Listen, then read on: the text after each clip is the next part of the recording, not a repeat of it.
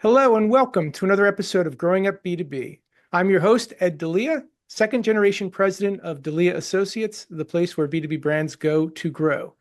Today, I'm joined by Dr. Christiane Schroeter, an accountability coach, professor, speaker, and host of the Happy Healthy Hustle podcast, ranked among the top 1.5% of podcasts globally. Christiane helps business owners and many from family businesses optimize their health and mindset for peak productivity and confidence.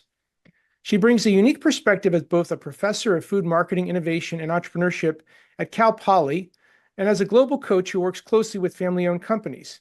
She's the founder of Hello Happy Nest, a mastermind and coaching platform, and the author of 3 books. And most recently, Christiane was featured on a TEDx stage where she shared her passion for wellness and leadership. Dr. Schroeter, welcome to Growing Up B2B. Thank you so much for this beautiful introduction. I'm so happy to be here and welcome to the audience. Thank you. Thank you. So let's start with your story. Growing up in Germany near Frankfurt, first inspired your passion for both business and wellness. Talk about that for a moment. Yeah, I think Germans definitely have it down with regard to the structure. If you think about German and the European lifestyle in general, we definitely work to have a beautiful life. And that's sometimes reversed in the United States, right? Here we live to work. And I think that's definitely something I still have very much in my coaching practice to these days. I try to create good boundaries between my work and my leisure. And I think that's so important also for family-run businesses to make sure you have strong boundaries where you create some wellness for yourself and also, of course, while still keep the business running. A challenging proposition where in family business, the lines are so often blurred in so many ways. But talking about some of what you've done so far, you've written 3 books, you teach at Cal Poly, and you coach entrepreneurs.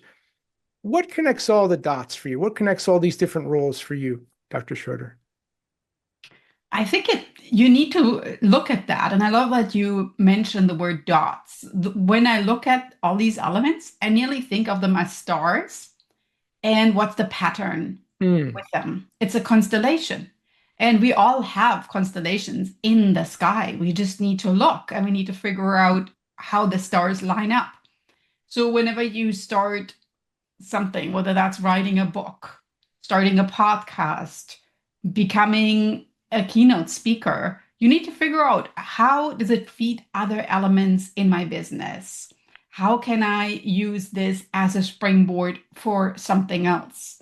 Because it needs to be a story. As I say, it needs to be a constellation where everything is connected and fluidly from one to the next. So I'm always very intentional on my podcast, for instance, when I record an episode, to also share it on YouTube, also share it on my blog, on my website, create a Pinterest post, make sure I share it on LinkedIn. So I really honor the guest and the episode, but at the same time, I already recorded the material. So I may as well just really slice and dice it and figure out how I can use it in a lot of different ways. I think that's just smart entrepreneurship. Awesome. Awesome. Very well said. I want to touch on one of your favorite sayings, and I hope I get this right. We don't care about how much you know until we know how much you care. Talk about that for a moment and how that philosophy guides your work, guides your practice, especially I think we're in an era where people, sometimes their first instinct is to not trust than to be trusting. And this idea of showing how much you care probably is of even greater importance by today's standards. So talk about that expression for a moment. You got it exactly right. The expression is exactly right. I think that when you meet people, you need to keep that in mind. They are people and they care. They mostly probably care about themselves, but you need to show them that you are just a person yourself and that the experiences, the struggles, the wins that you had in your life might be something that will actually help them as well. So when you want to run a successful business, you always need to think you're serving others. How can I serve others? How can I share something that I experienced that will help others, whether that's a struggle, excuse me, a struggle that maybe I overcame? how can somebody else learn from the struggle and maybe even get through the struggle a little quicker than I did? Or maybe Hmm. it's a quick win and I want to share that win. And I always say share joy is double the joy too, right? When you get that virtual high five from somebody. For And that sure. is the same situation where maybe you have a win because you appeared on a podcast, you appeared on a stage, maybe you published that book. And I think there are so many people out there that look for those good news that they would really love to hear from you about it. Never think, oh, I'm just not good enough to share this, because once you get started in talking about it very passionately, you're not really out there just sell something. You're just out there to infect the world with what you created. And sometimes we get so sidetracked and thinking, oh, that's salesy, isn't it? Not at all. If you're honestly excited about something, people can tell because Yeah, you're passionate about it. And I think that good leaders are sharing that. They share the good, the bad, and the ugly. for sure. So I have to ask a question. As with our own podcast here, we're soon approaching our 50th episode. Yet you host a podcast, Happy Healthy Hustle, which is ranked the top 1.5% globally, which is staggering to me. That's amazing. But talk about that if you would. What inspired you to start it, and what is the intended impact of that particular program? It's actually ranked globally 1% right now. Okay, even better. And I have to tell you, it was a complete coincidence that I even found out. When I started the podcast, I didn't even know there was such a thing until a friend reached out. I think it was on Instagram. She said, "Is that you?" And she sent me a screenshot of my podcast. And at that point, I think it was ranked 2.5%. It was after 3 months running the podcast. I was like so down in business, publishing episodes. I didn't even look right and left. And I was like, what is my podcast? Huh.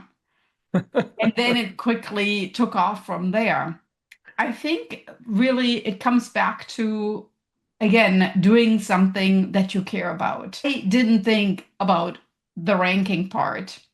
And I just thought there are people out there that want to hear my message. The 15-minute episodes on their way to work or on the school pickup, or maybe just walking in between Zoom meetings. You're just taking a quick loop around the block and you're popping in your headset and you're listening to one of my episodes.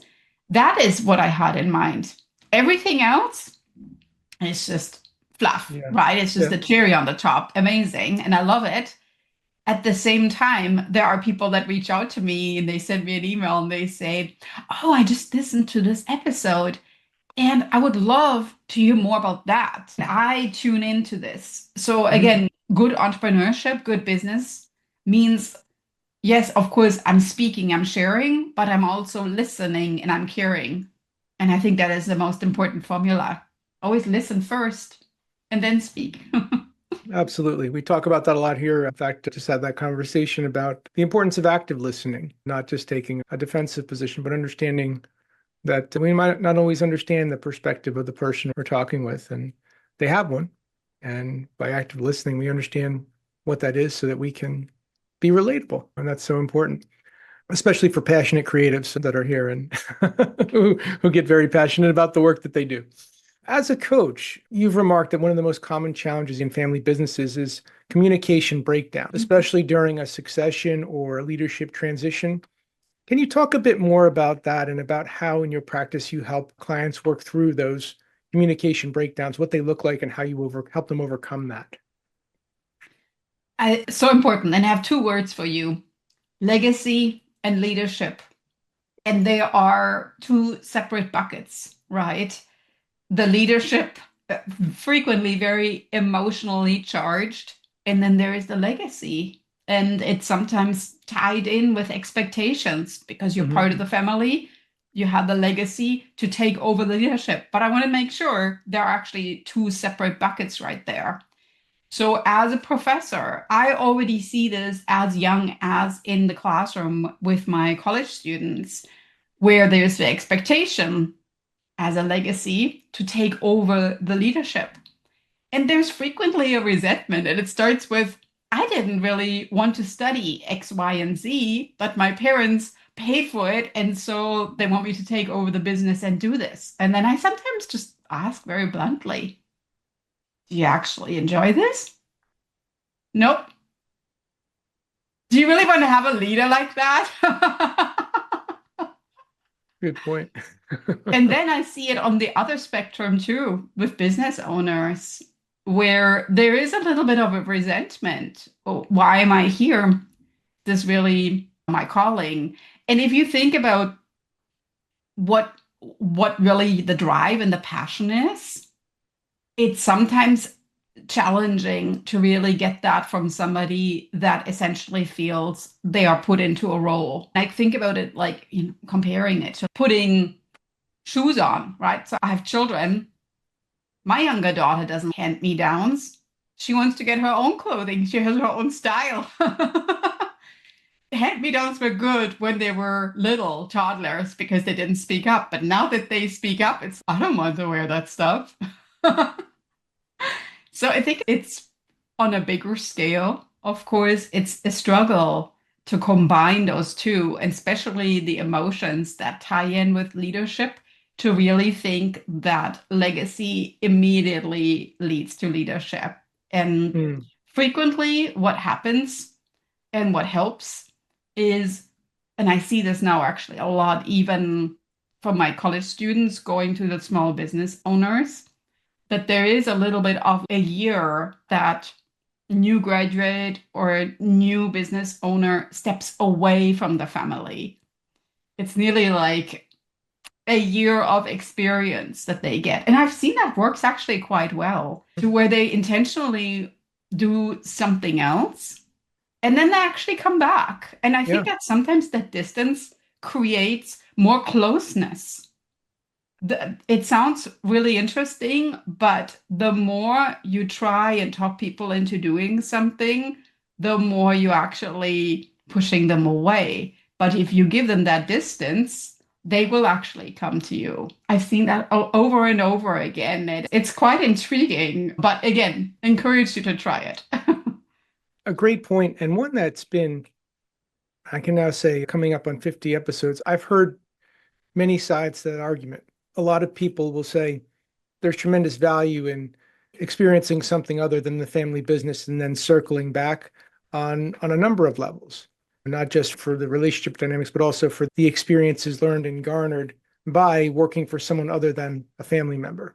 I've heard some that say, if you know that's what you want and you're passionate about that, and you know that at a young age, why wait? Why not start that journey as soon as you can? And I think those are a certain breed that sort of found that passion in the family business, as did the previous generation. They knew it, they wanted it, and they were ready to go for it. And then there's others, like a guest I just interviewed, who left the family business and did not return, even though they really wanted him back, and spoke a lot about how hard of a decision that was, to know that your family was looking for that return and that return wasn't coming. But again, I think it's very much that really resonates with what you said, that idea of legacy and leadership are not the same thing. And even though that was that person's legacy, their leadership instincts or persona took them to lead a different company, and that's their journey. So I think an important lesson you just shared there for sure. Another thing you spoke about is that sometimes in the family business organization, family dynamics will often shape business decisions, even when they may be unspoken. What are some ways that you help families bring some of those unspoken truths or unspoken elements out into the open in a constructive way? Oh, that's a beautiful question. And I like that you actually even say constructive, because everybody is quite different. And it really depends on what type of communicator are you? How are you even sharing news with your family about the business? And I think how we started this episode will actually help you and figure out the solution to this question. So it really helps to have boundaries, because I think that sometimes a lot of the challenges, or let's say friction, that's a beautiful word, friction, I like how it's zoomed out there, comes from bringing the business decisions to every aspect of your life. And I think it nearly feels like a sponge that's becoming oversaturated. And at some point comes like this, I just don't want to hear it anymore. And I see this a lot. And then I ask questions, what else do you do? What else do you talk about? And that's pretty much it. It's no wonder if it's like consuming your day 24/7, that's a lot. Yes. So you need to think whether that's a physical space when you're working from home, having an office door that you actually close, and when you close it, that's where the business stays. Maybe even creating time boundaries at dinner. We're not talking about this. Yes. Maybe even creating event boundaries, holidays, we don't talk about this, or at dinner time. I have to do this too with my husband, right? We go out for dinner and I say, all right, we're in a restaurant right now. Let's just not talk about this. And I think it helps because you want to think a little bit of that German structure that I talked about.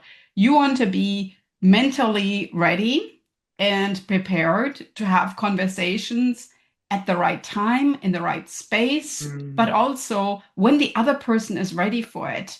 And by not allowing the other person to give them a little bit of a breathing room, you're always assuming they're ready for it.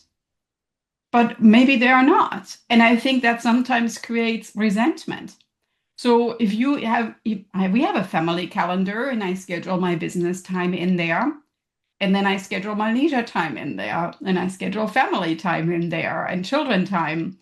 And I think if you do that, it needs to be an unspoken rule. That is really where you put your mind. I call it the presence principle. Presence principle means you need to be present then at that moment, and everything else is just not present at that moment. And that might include business talk. I have to smile because I'm sitting here thinking, where were you, Dr. Schroeter, when I was in my 20s and I needed you? I'm so sorry. Because being in a family of crazy, passionate Italians, there was definitely a blurring of the lines. And ultimately, and I've heard this from other guests, where some are very fluid, where it's not uncommon to bring up business at the dinner table or in a family gathering. Some will police it a little bit and say, all right, let's take that back to the office. It's getting too deep. We're monopolizing the conversation. And I know that I ultimately had to become the watchdog of that because my father, when we were overlapping, would frequently bring up business in a family gathering and vice versa. And I was the one to say, let's talk about that on Monday. Great, great thought. Let's pick it up on Monday. He didn't like that because he was used to just talking about what was on his mind at that moment. But I also knew from experience that if we go down this path, the chances of us locking horns are high because, to your point, it was a bit of a sneak attack. We're sitting here having dinner, the family's here, and he wants to talk about something that happened on the office on Friday. I'm like, no. But I think it is healthy to have those boundaries and makes you better in both camps, a better family member and a better family business professional too. A good idea to set those up. Speaking of that, many families business. Go ahead. You have a point. Go ahead. I have a funny story from a small business owner, and she has a very successful real estate company. And what her son does is when they watch a movie, he gives her like a notepad and a pen because he just wants to watch the movie. And if you have anything, just write it down on this notepad right there. And I just love it because I didn't even know that I was doing that because I see things in the movie and I'm like, oh my gosh, that is such a good idea. And her son just wants to watch the movie. It's just, don't interrupt me right now. Here, just write it down. And I thought that was so adorable. It made me laugh. And I thought, how brilliant and how simple. So that was a great story and a great idea too. And I think it dovetails nicely into the next question that I had for you. And that's the idea of something that I think a lot of business leaders, especially those in family businesses, struggle with. And that's separating emotion from reaction. That has everything to do with the idea of emotional intelligence. And if I went back to my dad's past, but if I I started a conversation with him about emotional intelligence. He'd probably look at me like I had 7 heads. Like, stop it, go back to work, shut up. But how do you coach leaders to develop emotional intelligence as a true business skill? How do you help them come to terms with that? Beautiful. And I want to bring it back to that word of legacy. You always need to think you're leaving legacy, not just with your business, but also with your leadership. And you need to think about the fact, what do I want to be remembered by? What do people talk about when I'm not in the room? What is something, as sad as it sounds, that somebody would put on a gravestone about me? If you're this emotional person, that might actually ring a bell right now to where, I guess sometimes I am grumpy and then I explode. Blah, blah, blah. You need to figure out how to get those emotions under control, because those 3 questions, what do people talk about when I'm not in the room? What do I want to be remembered by? And what would people put on the gravestone? Do not tie in with like furious leadership or being impatient. And at the end of the day, your legacy is really something you want that people smile and talk about. You remember all these positive moments where you're feeling, all right, I need to take a step back and I need to, whatever's boiling in me right now, I just need to bring this down a notch. And that will help, because you can't control what's happening in your business at all time, but you can control how you react to it. And that is very much what makes a good leader. You can honestly say, all right, today I'm feeling deflated because this is going on. But at the same time, people are listening to you, and it's great that you're sharing your vulnerability in that. But you also need to think about, they have families too, and they are going back with the emotions that you shared right now. So you don't want to saturate your frustration on them, because that's just not right. So I think at the end of the day, being a good leader also means that you figure out how you deal with the emotions, and how, when you meet your team, you're becoming the best person possible to share that you really created that boundary. That's great. That's great. It reminds me of a mentor of mine who would coach me on, because being a crazy passionate Italian, I can get rather animated. And he said, all right, if that's something today, something coming up, when you get to tomorrow and you look back, how do you want to look back on today? As how did you show up? And were you true to your leadership? Were you true to your values? How did you show up? Because that's what you're going to remember. And you want to remember that you blew up and got animated and said a lot of crazy things, or that you maintained your calm and professionalism and dealt with the situation in a very adult, focused, and professional, mature manner. It's having that sort of perspective of, how do I want to remember that moment? And to your point, how do you want it to say it on that tombstone? I know. What should that say? We actually even do that as an exercise. In my books, I have it, the tombstone exercise. And at the beginning, you're going to love about this, but people at the beginning are very humble. They write down loving father or something. That's it? That's what you want to be remembered by? Loving father? There's 1,000 of these tombstones out there. I want a little bit more the juicy details here. Then let me think about this. It's a good start, but that's not at all unique. And you are unique. And I want to figure out a little bit more. It's a big tombstone. Think about that, right? You got to fill the space. So figure out a little bit more about some unique values. And I even give them a value list. And then they look at it and they're like, oh my gosh, that's a lot of values. And I associate with so many of them. Now, we're just picking 3. And you need to think about those 3, put them on the Post-it notes, maybe next to your laptop, to the mirror, maybe in the bathroom, maybe to the door, to the boardroom, who knows what. Are you in line with your values? Mm-hmm. And if you remind yourself every day, after a while, you don't have to look at that Post-it note anymore. But that will also help. And I love that you brought this up, in really thinking, is that something I'm going to be proud about tomorrow, in a month, in 5 years, on the tombstone? Does it all line up right here? Yeah. Because if it doesn't, it maybe shouldn't even be part of how I react right now. Yeah, absolutely. So let's touch on another area where I know you have a lot of passion and expertise, and that would be in the space of wellness and self-care. So Many leaders. And as a quick aside, a couple of years ago, I was inching close to 300 pounds and got myself down to 200. Now I've given back a little ground, but nonetheless, I said, oh my gosh, look at what I've become. And often used, I don't have time to take care of myself. I've got to run a business, the old excuse. And there's a lot of pressure. And certainly in a family business, there's for that next generation, there's always pressure to do well and to maybe even best the previous generation, or at least not let the ship sink. Talk about that for family business leaders who are under that constant pressure, who are highly driven, hard workers, workaholics maybe. How do you introduce wellness and self-care, and how do you help them see that as a priority? In two ways. One is asking, so what did you do when you had that win last week? What did you do to celebrate? And frequently people are like, I didn't celebrate at all. And then they say, oh yeah, maybe I took the family out for dinner or something. And then I'm like, no, like you yourself, did you do anything to take care of yourself? Because you had a win, that means you worked hard, things fell into place. And I would like to know something that you did to take care of yourself, which is wellness at its core. Mm-hmm. And frequently people forget about celebrating the small wins. They just move on and they look at the road ahead. Oh, yeah. But they don't take a moment to pause and reflect on what worked well. Hold on, what worked well? Why did that actually happen? Which is so important. And maybe even thinking about what in my physical and emotional space really helped me and align my business so it became so successful.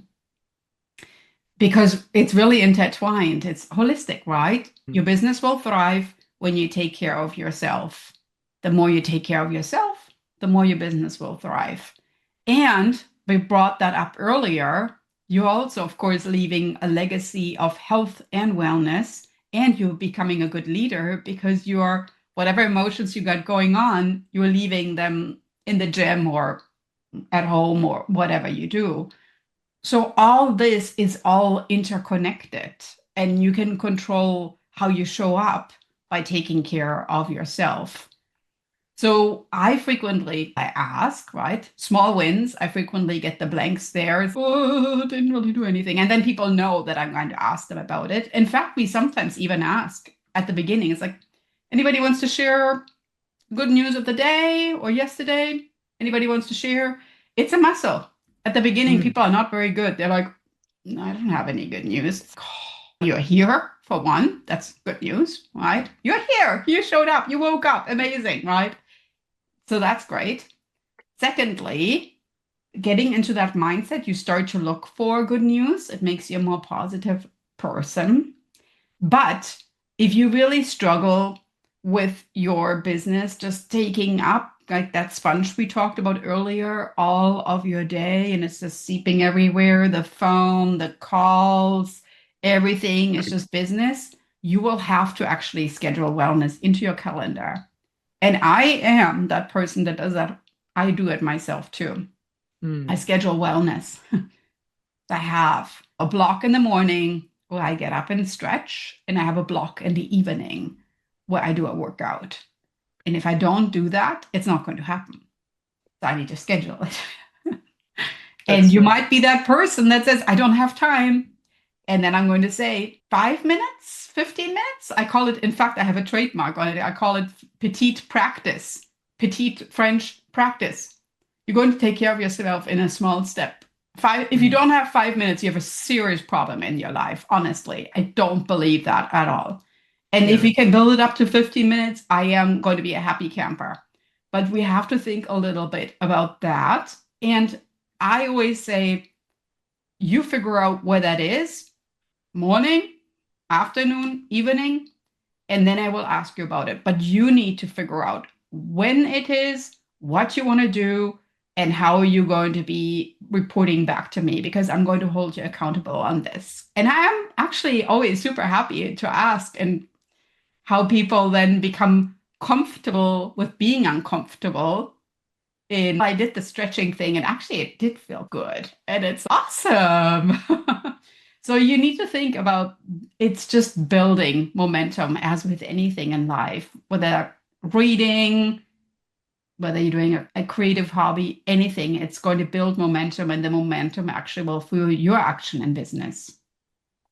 Absolutely. And it's hard when it's being on the other end of it now. It doesn't seem hard for me, but when I first started, it was hard. And I had to do exactly what you've endorsed, which is I'm going to make time. I'm going to make 1 hour. And it started out, I think it was 3 times a week. And then it went to 4 to 5 to 6. Then I got a little bit crazy with it, but nonetheless, I backed off a little. But nonetheless, making that discipline. And then the most remarkable thing happened as the weight started to come off, so did my level of anxiety. And then I really started to realize that, wow, the two are intertwined. I never realized it, but they are. That a lot of the weight gain was really anxiety. And as I was shedding weight, I was shedding anxiety and probably a lot of fear too. Because when you are a second gen, there's always a bit of a fear factor. I don't want to be the generation that screws this up, what my father started. And you see it show up in third and fourth and even fifth generation. All right, I don't want to be the one to crash the boat. So there's always an element of fear. However, you have to work through that and work through that anxiety. The idea of making fitness a discipline, do you sometimes see resistance to that in a business leader or a family business leader? Yeah, and I love your example that you started to feel more in line with yourself and who you really are. I think sometimes it's nearly an armor that you have, and you feel you're just playing a role, you're just following a recipe, but it's not really you. You're not really aligned with yourself. And once you figure out something that you actually enjoy doing, and again, I keep wellness super broad. It could even be this laying outside, in the grass and looking at the sky or closing your eyes. It does not even have to involve movement at all. My one rule is no electronics, but it could be listening to a book. That's all right. But no social media scrolling. That is not wellness.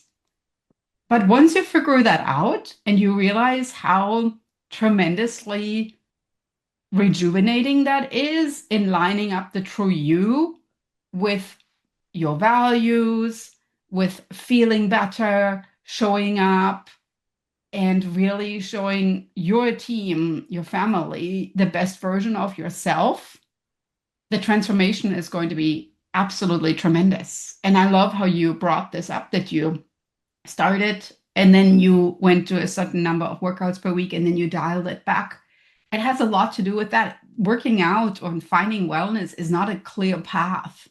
There's a lot of little steps you take and windy roads. There are days when you don't want to get up and do it. And then there are days when you feel maybe you should stay a little longer, or days when you feel like, oh my gosh, running is not my thing. And that's all good. It's all part of the process, right? It would be so easy if everybody would just do the same thing. But the great thing is that it's not that way. It's just for you to figure out what it is. And I always say fail stands for first attempt in learning. If you do some wellness and it's not for you, great. It was your first attempt in figuring that out. High five to you. I love it, right? But think about, again, the tombstone. You don't want to look back and say, gosh, I just wish I would have picked up running. It would have been cool to run with my son, daughter, uncle, blah, blah, blah, or by myself. And there are actually businesses that take a run together or a walk together. Walkie-talkies, they call it. And they just go out and they just do a business meeting on the go. It's another idea. You could just put your wellness into a leadership with regard to the whole business. Not that you have to, but there are so many cool ways that you can add wellness. It's tremendous. Absolutely. Absolutely. So let's talk about another area where you've had a lot of focus and influence, and that's in working with and coaching female business leaders. What, if any, unique challenges do women face in leadership or even family-owned or multi-generational businesses where they're stepping into a leadership role, perhaps in an industry where it's maybe historically been more male-leaning or male-dominated, and here's this woman who's coming into a leadership role and exerting influence on a population of people or an organization? Talk about that for a minute, if you would. It's always coming down to one word: confidence. Okay. Confidence is a unique challenge, and figuring out not only stepping into a legacy, but also how to become a good leader. A lot of people think that they don't have the confidence to speak up. But when you really think about speaking up, that it's not always just sharing an opinion that others don't necessarily agree with. It's also your unique value, your ideas. And it's, of course, something that still connects you to the people that you are in the room. So you are a tremendous asset and value, and they want you there. And not just, I sometimes even say, you were there, but so was the chair. Why did you not speak up? You need to speak up. And Yeah. you need to think that the confidence is already there. Your voice is already there. When you're thinking of something, it's already there. Quite honestly, the easiest step to get started for female leaders is just to ask questions. There might be a question that many people in the room had thought about, but they didn't ask. And quite honestly, I always think there's no such thing as a bad question, even if it's a question about repeating something. And I challenge people too. I say, just make it a game. Every meeting you have, ask one question. At least you said something, and you're going to Hmm. become better at it. You don't want to sit in the room and just walk out and think, I had something I wanted to ask, but no. Every time, make it a game. Every time you're meeting, ask a question, and you're going to become better and better. It's just a muscle that you have to build, and you're going to realize that they really appreciate that. And again, there's probably at least one other person that thought the same thing, and they just didn't ask it, but you did. Yeah. That's great advice. That's great. I want to talk about something recently you did. You gave a TEDx talk. Big deal, exciting. You're on the stage, big audience, important talk, big talk. So, talk about that experience and what was your message for your audience when you gave that talk? What were you talking about? What was your key message? And just share that experience if you would for a moment. My talk was about how small steps create big impact. And I gave them a framework that you can create big impact in your life following the formula that I'm using myself in my business, in my life, and how many of the successes I have accomplished, how I achieved them with that formula right there. I think that is really the starting point for a good talk or a good leader, that you think, what's the takeaway message here? What's Hmm. in it for the audience? Yeah. Yeah. Why am I doing this? What am I contributing to them? Because they love me, and I'm sure they are there because they care about me. But at the end of the day, you want that they walk out and they think, that was a really good takeaway message. I could use this in my own life. That was how I set up my whole talk, that I immediately thought, all right, I want that they walk away having my, what I call a step framework to accomplish big things with small steps. And Mm. then I really lined it out very structured, and I was super animated on stage. And some people laughed, some people raised their hands, and it was really a great experience. I felt like home when I stood on the stage. So for you to think, all right, when a big talk comes up, you always need to think, why is the audience there? What's in it for them? And Mhm. that means you tailor your talk to the audience, but at the same time, you need to look at your talk and you need to think, all right, what's really the takeaway message here? And I want to make them feel they actually I value that time, and they got some value out of my talk because I did value that time. Awesome. Awesome. That's great. Bringing it back to family businesses and looking back at your career and the family businesses that you've worked with, what would you say are one or two of the most rewarding aspects of when you are working with a family governed organization? What's most rewarding for you, Dr. Schroeter? What do you really love to get out of that experience, and what do you want them to get out of that experience? It's sometimes changing somebody's mind on something where I feel I nudged them in a certain way, but I didn't really tell them to do it. And they ended up doing it, and then they come back and I'm like, you know what? Actually, that ended up working. It was cool. That kind of loop. And I know, as a mom too, we're never going to say, I told you, but where you just, that's really great. I love that, you Yeah, know. That's Just let me awesome. know how things keep going. And it's unfortunate that people don't always dare to try new things. They're like stuck in a rut. And it's uncomfortable to try new things. But Yeah. sometimes the trying new things is, for me, the most rewarding process, really. When, again, becoming comfortable with maybe something uncomfortable because it's new, whether that's social media, creating YouTube shorts, being on TikTok, all these things out there, but we can't close our eyes to it.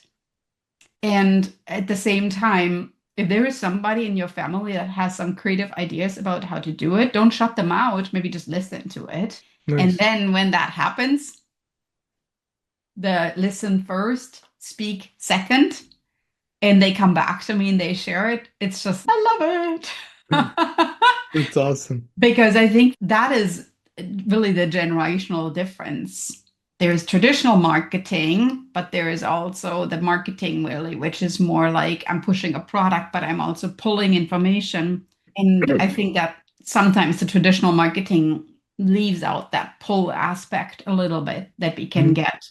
So take advantage of different generations, the ideas that they have, and whether you create a whiteboard or you just have a brainstorming session and then let that sink in and then come back and see what you can actually do there. And that's one of my most rewarding aspects when people come back and they tell me, we did have that brainstorming session. It was actually cool what came up there. Yeah. Brené Brown calls it the rumble. And I like that. It's a little bit like there's some undercurrent of activity going in action, Yeah. and that might lead to some tremendously rewarding moments of activity. Awesome. So let me ask you the flip side of that. What's been the most challenging aspect of working with the family governed enterprise? I think that initially, unfortunately, and I mentioned this earlier, right? If you think about a circle, people are very much stuck in their way. And I hate to say it, you can't change people's thinking. You can calmly control yourself. If people want to believe in something, you can be the best Dale Carnegie in the world. It sometimes just doesn't work and you can change their mindset. I think that's tricky. And to me, the question that I always ask, is it worth fighting for this? Is it that important that you want to bring this up because that person's not going to change their mind? Or is it something you just need to accept? Think about this, the 80 and the 20 rule. Is it so big that it's part of the 80% where you are like, oh my gosh, it just drives me crazy? Or is it more like on the 20%, you're like, you know what?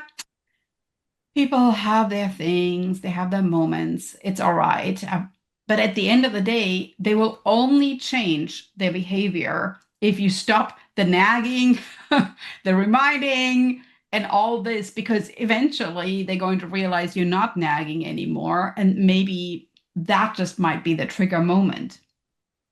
What also helps is that you actually start doing it yourself, because becoming an example of something and that might be successful already might change people's mind.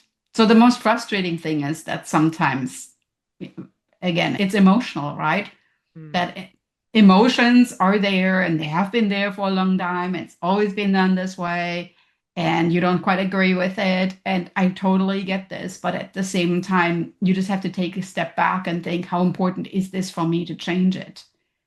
Because it might just not be. It might be bigger in your head than what you actually assume. And there are maybe like that list of what do I love, what is maybe tricky for me. That list of what do I love might be much longer. So there are some things you just have to accept. People are people, right? Yeah. And you brought up an interesting point, and I think it shows up a lot in the family governed business where sometimes they're a little bit, I don't want to say isolated, but maybe a little bit isolated Mhm. from the outside world in certain real niche industries and whatnot. And you often hear, why are you doing this? We've always done it this way. I heard that so many times when I joined this business. And I was asked, why? We've always done it this way. And after a while, I'm like, that's not really a good answer, is it? especially when I'm looking at, okay, we've always done it this way, and we always seem to lose money by doing it this way.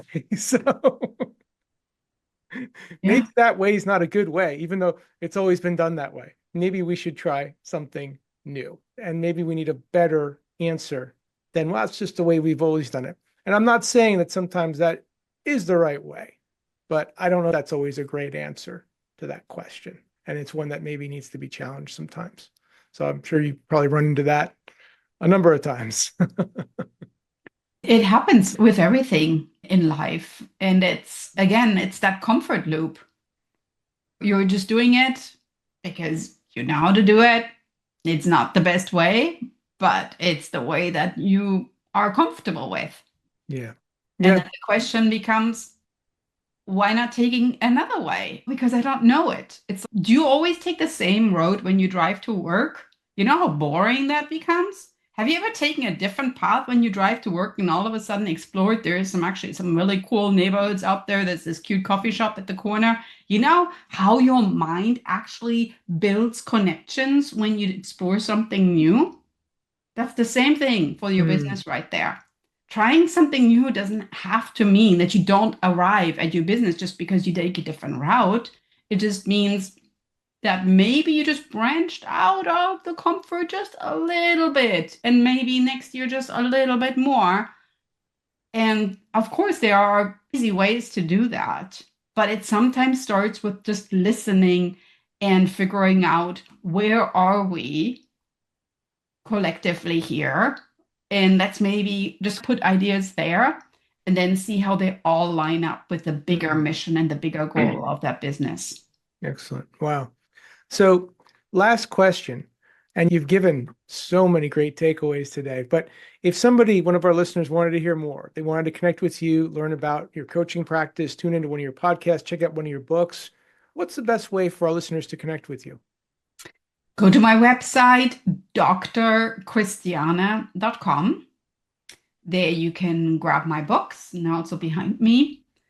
I'm actually working on a new book that's called Step Into Your Voice, helping leaders with confidence, with becoming better communicators.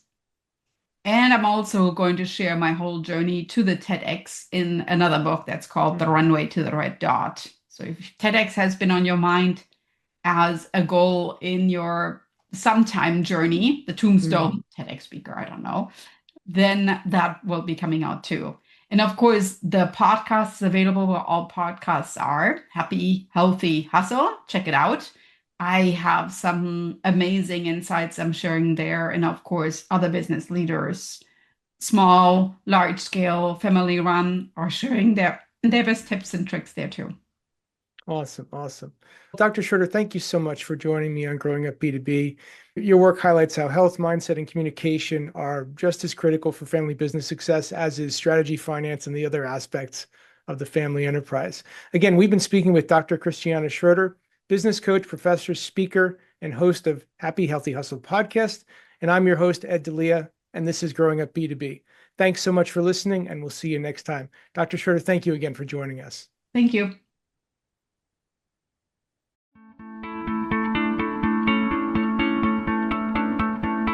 Hey, thanks so much for tuning into Growing Up B2B. To explore more episodes and insights, visit podcast.delianet.com. And if you've enjoyed this episode, please give us a rating or review on your podcast platform of choice. Having worked with hundreds of family-led businesses across my career, and being a second-generation leader myself, I'm on a mission to help every family business I meet achieve next-level growth for their organization. So feel free also to connect with me on LinkedIn and let's support each other. You can also find out more about my company at delianet.com. Again, I'm your host, Ed Delia, and thanks so much for joining us today. Take care.